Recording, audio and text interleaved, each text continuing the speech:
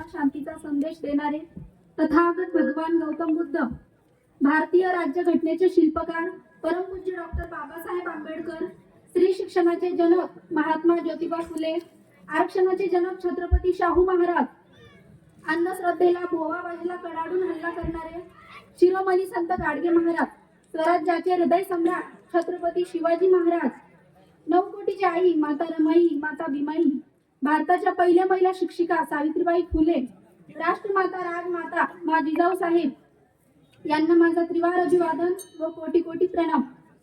आज 14 जानेवारी संत चोखामेळा यांचा जन्मोत्सव दरवर्षीप्रमाणे आपण साजरा करत आहोत। संत चोखामेळा यांच्याविषयी बोलायचे झाले तर प्रत्येक संतांनी आपली कारकीर्द महान कार्याने गाजवली। स्वतः समोरील आव्हाने हिमतीने पेलली आणि त्यामुळेच ते तेव्हा संत झाले, नावलौकिक झाले, मोठे झाले। परंतु आजच्या काळाच्या कसोटीने त्यांचे जीवन हे जोखले जाते आणि त्यांच्याविषयी अनेक प्रमाणात मतभेद नोंदवले जातात। संत चोखामेळ्यांच्या बाबतीतही असेच काहीसे घडल्यासारखे वाटते। संत चोखामेळ्या समोर आव्हाने होती ती कमालीच्या दारिद्र्याची, उच्च नीचतेची आणि उच्च वर्गाकडून होणाऱ्या अन्यायाची, अत्याचाराची। त्यांनी त्या सर्वांवर प्रश्न विचारण्यासाठी गावासमोर त्यांचे गाऱ्हाणे मांडले आणि त्याविषयी प्रतिकार केला। त्यामुळेच ते मोठे घडले, ते मोठे झाले, संत झाले। संतांचा गुण असतो क्षमा, शांती, हा संतांचा गुण असतो। या गुणामुळेच ते संत झाले आणि त्यांच्यावर होणाऱ्या अन्याय, अत्याचार ते अगदी शांतपणे सहन करत होते। म्हणून त्या काळच्या संतांच्या लेखी ते सर्वश्रेष्ठ ठरले आणि उत्तम ठरले।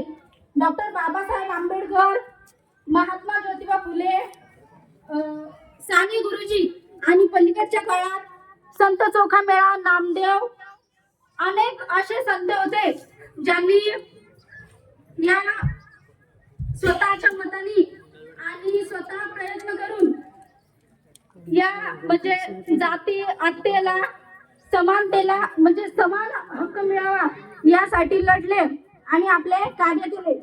डॉक्टर बाबासाहेब आंबेडकर त्यांच्याविषयी अतिशय सुंदर म्हणतात की चोखामेळा, नंदनाथ आणि रोहिदास हे अस्पृश्य समाजात जन्मलेले संत होते। त्यांनी स्वतःच्या कारकिर्दीने ते सर्वोच्च पदावर ठरले। बाबासाहेब म्हणतात 1935 मध्ये जेव्हा बाबासाहेब धर्मांतरासाठी कार्यक्रम ठेवला होता, त्या कार्यक्रमात बाबासाहेब म्हणतात, जर तुम्हाला कोणी तुमची जात विचारली तर महार म्हणून सांगू नका, तर चोखामेळा म्हणून सांगा।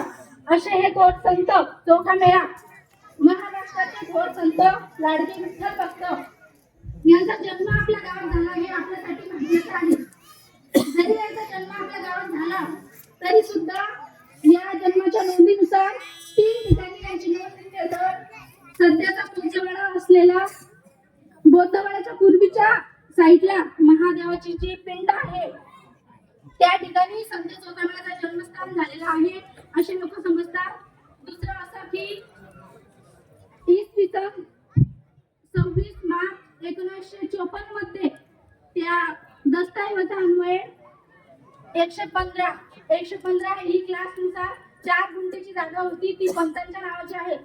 आणि तिसरी नोंद अशी आहे की आपल्या गावचे जे माजी सरपंच होते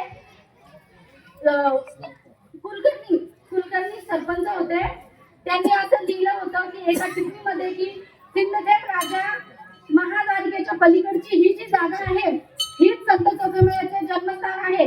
आणि या ठिकाणी आपल्याला विकास दिसत आहे। या ठिकाणी आपण सभा मंडप बांधलेला आहे, या ठिकाणी संत चोखामेळ्याचे मंदिर बांधलेले आहे आणि त्यामध्ये सुंदर अशी त्यांची मूर्ती बांधलेली आहे। बंका आणि निर्मळा यांच्या समाधीकडे जाण्यासाठी घाट पायऱ्याचे काम सुद्धा पूर्ण केले आहे आणि आजूबाजूच्या परिसरामध्ये वृक्षारोपण केले आहे। या गावाचा विकास आपण करत आहोत। या संतांचे त्यांचा इतिहास आपल्याला माहित होणे आणि प्रत्येकापर्यंत हा इतिहास पोहोचवणे, त्यांचा वारसा वर्षानुवर्ष जिवंत ठेवणे हे आपले कर्तव्य आहे.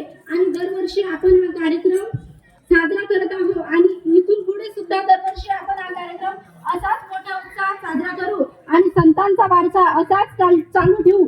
एवढेच बोलते आणि थांबते. धन्यवाद प्रतीक्षा.